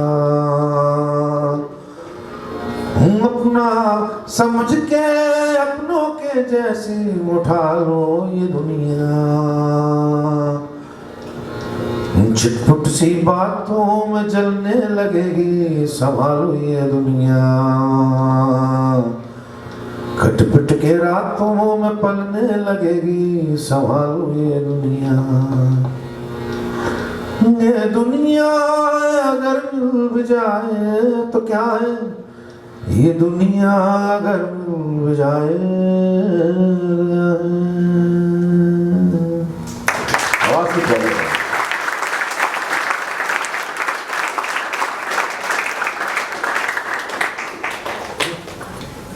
अब निकलते हाँ बोलो हाँ सर आपका एक्सपीरियंस कैसा था विद अमिताभ बच्चन विद आपने फिल्म के अंदर काम किया था बड़ा अच्छा रहा कैसा रहेगा अच्छा आपने उनसे क्या सीखा आपने उनसे क्या सीखा अमिताभ से अरे बहुत सारी चीज सीखी यार डिसिप्लिन सीखा उनसे रिहर्सल कितने करते हैं वो सीखा कोऑपरेट कितना करते हैं वो सीखा छोटे एक्टर के साथ में बेहद बहुत कोऑपरेट करते हैं मैं इतना कोऑपरेट तो मेरे ख्याल से कोई भी नहीं करता टेक पर आप अगर साथ में वो चाहते भी हैं कोऑपरेशन आपसे अगर वो 10 टेक करेंगे तो आपसे कोऑपरेशन चाहेंगे उसके बाद आप अगर 10 टेक करेंगे तो वो कोऑपरेशन देने में हिचकेंगे नहीं जितनी बार आप चाहोगे उतनी बार वो आपके साथ रह सकते और रिहर्सल करने के लिए 74 साल की उम्र में रेसल करने के लिए कौन मरता है यार? वो क्योंकि हु केयर्स? क्यों करे रेसल? अब तो हम अमिताभ बच्चन हो गए, तो अब जो है इस स्टेज में रेसल करने की जरूरत क्या है? लेकिन उस बंदे को है पंक्चुअलिटी, टाइम पर आना, डिसिप्लिन, तभी इतने साल तक टिके हैं ये लोग। ये वरना ये तो 50 साल की उम्र में जितने खान्स हैं, ये अभी इनका एक तो सितारा चल रहा है जबरदस्ती का, पिक्चर हिट हो रही है, इसमें इनका कोई शाहरुख का तो हो गया, कांड हो गया, शाहरुख का तो आपके होना शुरू हो गया।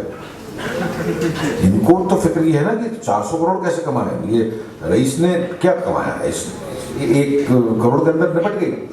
तो उसको दुख ये नहीं है कि ये उसको खुशी इस बात की नहीं कि हिट हो, ये 1 करोड़ तो कमा ली है, उसको खुशी तकलीफ इस बात की कि 400 करोड़ में गई नहीं। तो उनके टारगेट्स अलग हैं, अमिताभ के टारगेट्स अलग हैं, बच्चन साहब के टारगेट्स अलग हैं। उनको मालूम है कि हाँ भैया इस उम्र में, अब इस उम्र में वो पीक कर रहे हैं, इस उम्र में वो पिंक कर रहे हैं, इस उम्र में उनका सबसे बड़े परफॉर्मेंस जो आज तक आया नहीं है, शू बाइट करके, वो अभी तक आर्गुएबली सबसे बड़े परफॉर्मेंस है उनका। तो वो जो जील है, और इतने हंसते हैं। हम लोग अभी प्रेसिडेंट ने देखने चाहे थे पिंक, प्रणब मुखर्जी ने, तो यहाँ से प्राइवेट जेट में सारी टीम गई थी, प्राइवेट जेट से गए, प्राइवेट जेट से आए प्रेसिडेंट हाउस। तो प्राइवेट जेट जो है वो मारुति कार बना हुआ था हमारा। मारुति कार होती है ना, मारुति कार में फुल वॉल्यूम पे पिक्चर म्यूजिक चलाते हैं। अरे वो ऐसा हंसाया उन्होंने हमें, जाते हुए आते हुए 2 घंटे कैसे बीत गए मालूम ही नहीं पड़ा। रात को 1 बजे निकल जाएंगे अपने घर से, विशाल शेखर के यहाँ रात को 1 बजे कि आज ये जो रिकॉर्डिंग करते हैं। म्यूजिक का जबरदस्त शौक है, गाने गाने का भयंकर शौक है। कुछ तो भी आपके अनप्लग्ड जो है रिकॉर्ड कर लेंगे, कुछ तो भी। ऊपर वहाँ पूरे प्लेन में हम हंस के पागल हो गए, ऐसे लोअर पता नहीं क्या क्या डाल के वो अपना इलाहाबादी लैंग्वेज में। तो मतलब वो बंदा हर मोमेंट को जीने जानता है। हम तो बहुत थक जाते हैं इतने शहर में, वो बंदा हर मोमेंट को जीने जानता है कि हाउ टू एंजॉय लाइफ। ये एक्चुअली हम सबके साथ दिक्कत यही है, एंजॉयमेंट की जो है सही डेफिनेशन हम लोग ढूंढ नहीं पा रहे हैं। बहुत जल्दी थक जाते हैं, बहुत जल्दी बोर हो जाते हैं। तो अगर उसके लिए मेडिटेशन करें ना, तो वो आपको मतलब एक बहुत बढ़िया तरीका देता है जीने का। एनीवेज काफ़ी बातें कर ले, कुछ करना है और कुछ करना है? हाँ तो आपने एक बार शायद पूरे अलग कंटेक्स्ट में रहेगा, बट आपने एक बार कहा था कि अगर एक्टिंग नहीं करता तो मैं मर जाता। मतलब इसलिए कहा था क्योंकि जो है वहाँ वो जरूरत बन गई थी एक्टिंग। मतलब इसलिए थोड़ा बहुत एक्टिंग कर पाया क्योंकि मुझे लगा था कि इसके अगर नहीं करूँगा तो फिर मैं क्या, मुझे लगा इसी के लिए पैदा हुआ था। तो फिर मेरा सवाल ये था कि एज अ आर्ट, हाँ, वो सर्वाइवल के लिए, जैसे गाने जो आप लिखते हैं, फिर कोई भी आर्ट फॉर्म जो आता है, तो अपने एज ए ह्यूमन स्पीशीज कितना सर्वाइवल के लिए इसका इम्पोर्टेंस है, लाइक बिना उसके जी सकते हैं। भाई मुझसे आप मेरा सिनेमा छीन लो, मुझसे आप मेरा थिएटर छीन लो, मुझसे आप मेरे थिएटर की रिहर्सल छीन लो, मैं एक्टिंग तब भी करूँगा। मैं एक्टिंग अपने घर में करता हूँ, और आप आजकल तो सिस्टम में आ गए। मेरा रिहर्सल स्पेस कहता है ना, रिहर्सल स्पेस कोई प्रॉब्लम है, मिलता नहीं है। आदमी का रिहर्सल स्पेस ही होता है पूरा, जिसमें आपके अंदर होती है एक्टिंग, साइकोफिजिकली आपके अंदर होती है एक्टिंग। आप चाहें तो उसको अपने सिस्टम में ला सकते हैं और आप हर समय कर सकते हैं। एक्टिंग प्रैक्टिस जो है आप हर समय कर सकते हैं। तो प्लेन में जाते हुए, ऑटो में घूमते हुए, गाड़ी में जाते हुए, अगर आप चाहें तो आप हर वक्त ऑपरेटिव रह सकते हैं।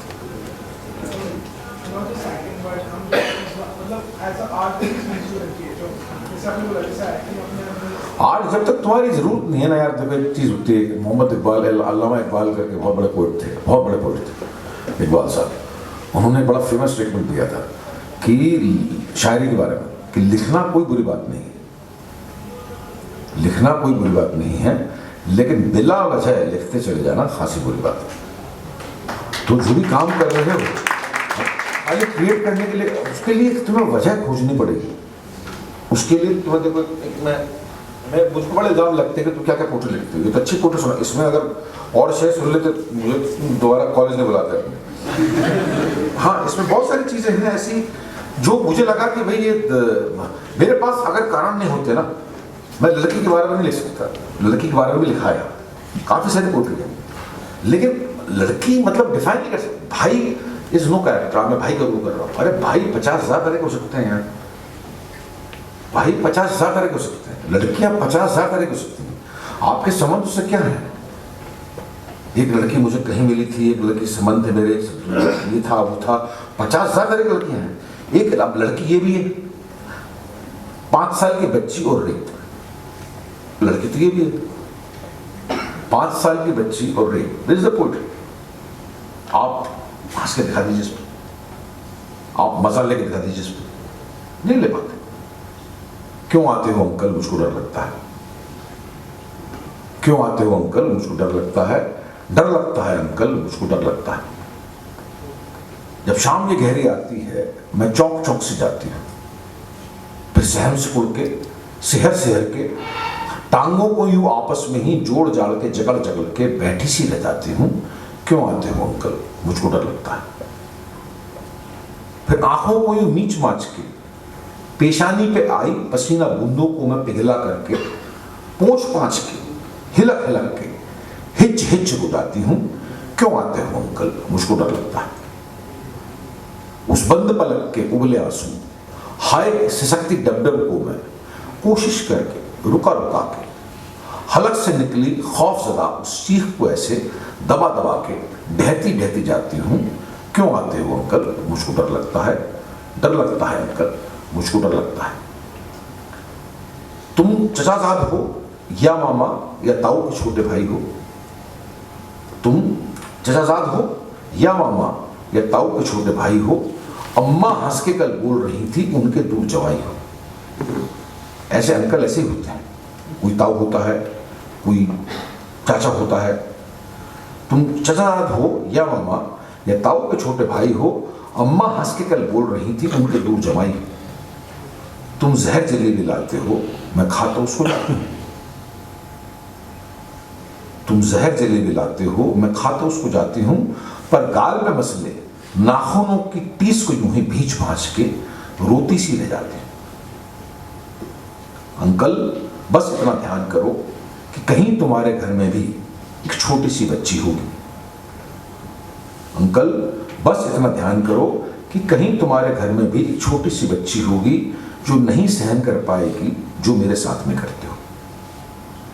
अंकल बस इतना ध्यान करो कि कहीं तुम्हारे घर में भी एक छोटी सी बच्ची होगी जो नहीं सहन कर पाएगी जो मेरे साथ में करते हो। अंकल बस इतना ध्यान करो, मैं उतनी ही छोटी सी हूं जिसपे मर्दाना छाप लगा के मर्द नाम दबरते हो। क्यों आते हो अंकल, मुझको डर लगता है। डर लगता है अंकल, मुझको डर लगता है।